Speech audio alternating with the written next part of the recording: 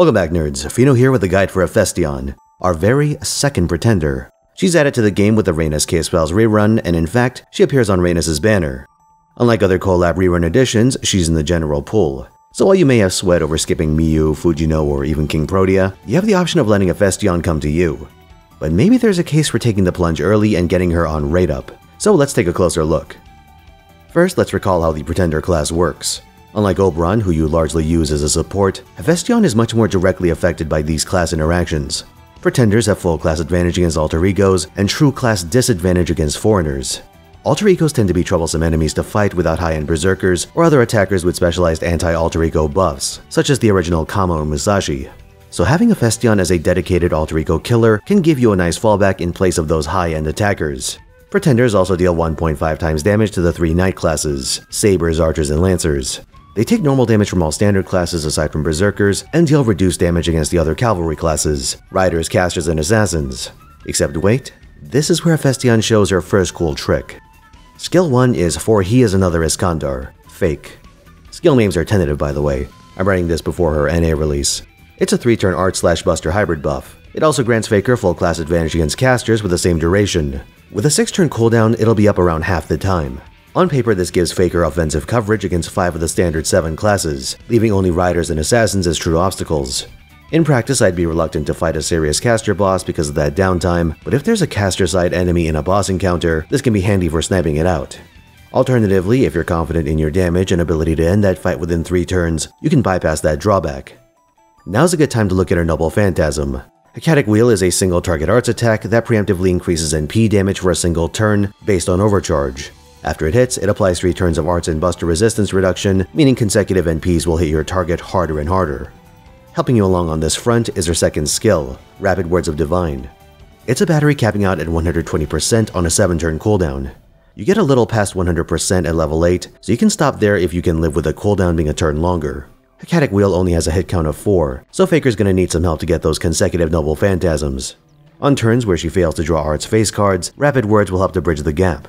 Suffice to say that as an arts attacker, running Hephaestion with Castoria should be your utmost priority, especially for offensive applications. Black Rail is the ultimate craft essence for this type of servant, and running something like the Decisive Battle uniform will let you stack additional NP damage for an Oberon swap-in.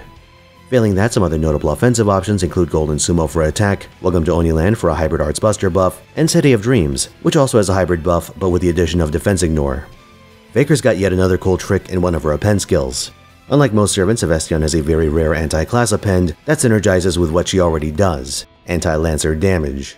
If you have spare servant coins, I'd go and unlock this right away since it aids her natural function as a pretender. Faker has one final skill to cover, and that's Blessing of the Nameless. It's a single turn taunt, defense, and NP gain buff. It also sucks all of your party's curses onto her. The defense buff caps out at 50%, which opens up the possibility of having her intercept single target Noble Phantasms with a bit of help. Waver can provide 30%, Rhaenys has 25%, and Mash can provide a range. As Galahad Mash, she has 20% on a skill and 30% from Lord Camelot, which can meet the perfect defense threshold. As Orton X Mash, you only have 30% from Mold Camelot. By mixing and matching, you can hit 100% defense and take 0 damage, barring any special effects like preemptive buff purges and defense ignoring NPs. Running multiple defense buffers can be a bit stifling for team building, and it makes the actual fight slow, but there are other tricks you can use to free up slots.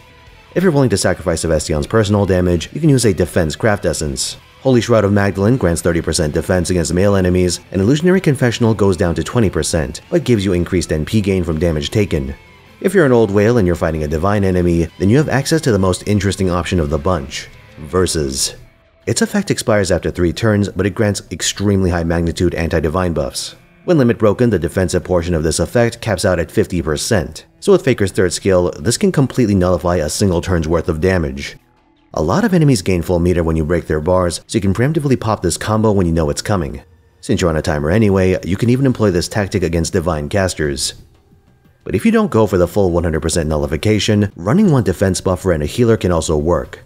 Fresh players can fish Randerson's chance-based defense and heal combo. His upgraded first skill also grants NP gain to balanced servants, which Hephaestion may find handy. Tamama no Mae has both healing and cooldown reduction on her Noble Phantasm, which can accelerate Blessing of the Nameless to the point where you can use it every 4 turns. 3 is also possible, but that seems like a bit of a long shot. Then there's Lady Avalon, who's coming out this summer. She's a pretender Merlin, and what he does for Buster, she does for Arts. You know what's wild? Hephaestion has 3 really good offensive passives: independent action for crit damage, territory creation for Arts, and an event spoiler for NP damage. All 3 of these are at high magnitudes by passive standards, so it's pretty impressive that she gets so many. Meanwhile, you have servants like the original Okita running around with riding E for a sick 2% quick buff. I see Hephaestion as a really good mid-game servant. Her versatility and class coverage let you deal with a lot of threats without needing to invest in multiple specialized attackers. And because she's an art servant, you're rewarded for building your account properly in the first place. However, this flexibility matters less in the deep endgame, where single target damage checks become much more demanding. This is where her lack of anti-trait, anti-alignment, and other reach tools come back to bite her, so you may not be fighting stuff besides alter egos and lancers once you get to that point. While Hephaestion may not be the optimal choice for most encounters, she's still a good option for a lot of them. For a general pull 4-star, that's plenty. Not to mention she's the only single target pretender in the game, so don't sleep on Hephaestion. Now then, let's get to the history of Hephaestion. He was a companion of Alexander the Great, and the two were extremely close friends. The two studied together under Aristotle as kids, and Hephaestion apparently impressed the philosopher enough to where the two stayed in contact through letters, even during Alexander's conquests. Speaking of which, Hephaestion was just one of the extraordinary generals, bureaucrats, and politicians that were drawn in by the gravity of Alexander. Leading the cutting-edge force left behind by Alexander's father, Philip II, they would cross over into Asia to wage war upon Achaemenid Persia. Early on into this process, Alexander and Hephaestion stopped by the remnants of Troy. Though thinly populated, it housed the tombs of Achilles and Patroclus. The two paid homage to their heroes, and many at the time saw the pairs as akin to each other in more than a few ways. Achilles and Patroclus were so close that they were rumored to be lovers. For Alexander and Hephaestion, the stuff I read was perhaps a bit more bold in its assertions. Quote, Hephaestion was the one whom Alexander loved, and for the rest of their lives their relationship remained as intimate as it is now irrecoverable. Alexander was only defeated once, the Cynic philosophers said long after his death, and that was by Hephaestion's thighs. My boy Alexander had a taste for the inner cruel, it seems. During the Battle of Issus, Alexander led a charge of his companions directly against Darius III that so rattled the king of kings that he fled the battle. This sent the Persians into a complete panic, and though Darius escaped to fight another day, his army was massacred in the ensuing rout. Darius's family was also captured, and here we get one of Hephaestion's more famous moments. Darius's mother kneeled to beg for her family's lives, but she kneeled in front of the tall and handsome Hephaestion, thinking he was Alexander. The king of conquerors salvages the situation by gesturing to Hephaestion and saying, he too is Alexander. This is the basis for the servant Hephaestion's first skill, the one that gives her the properties of a rider. Over the course of Alexander's conquests, Hephaestion would be assigned many important roles, commanding the cavalry, dealing with logistics like building major bridges, overseeing naval supply lines, and even replacing intransigent kings with more friendly alternatives. He was a real troubleshooter, and Alexander had zero issues just giving Hephaestion command of huge chunks of his army when they needed to split up. Hephaestion in turn was ride or die and would jump headfirst into Alexander's policies.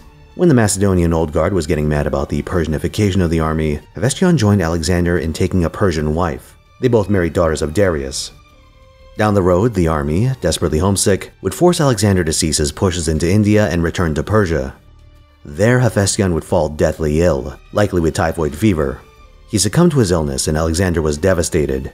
He shaved his own head, shaved all the horses because fuck them I guess, and ordered Hephaestion's doctor executed for his failure to keep him alive. He brought Hephaestion's body to Babylon where he put his old friend to rest in magnificent style. He even had the man declared a divine hero with the help of an oracle. He wanted to go even further, building a pyramid in honor of his dead companion. That project came to an end with Alexander's own death less than a year later. There is, however, a bit of the structure still in Iran. It looks more like a potato nowadays, but that used to be a lion statue. But before we put Alexander and Hephaestion to bed, I want to talk about the latter's funeral. Alexander ordered the construction of a colossal and impossibly ornate and expensive funeral pyre. It would be set alight and turned to ash within a day, but Alexander didn't care. I'd say it's a fitting metaphor for their brief but impossibly radiant lives. Thanks for watching. Like if you enjoyed this video, subscribe for more, and come to twitch.tv/Finotaisen where I stream every weekend, 3 p.m. Pacific time, Friday through Sunday. This week I'll be doing FGO a bit earlier than usual, so expect Hephaestion rolls on Friday. See you there.